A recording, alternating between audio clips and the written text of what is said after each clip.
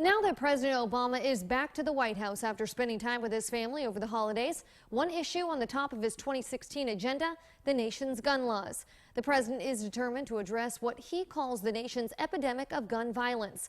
NBC's Ron Allen has more on this story as well. Last month, we remembered the 3rd anniversary of Newtown.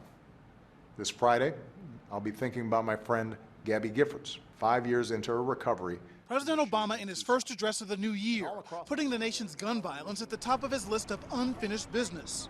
The amendment is not agreed to. Criticizing Congress for failing to pass a bill 3 years ago to make background checks for gun purchases almost universal. Since then, tens of thousands of our fellow Americans have been mowed down by gun violence. Tens of thousands. Now, the president is expected to try to use his executive authority to do what Congress won't. For example, closing the so-called gun show and online loophole that allows sales without background checks. And perhaps stopping people on the terror watch list not allowed to fly on airplanes from buying guns.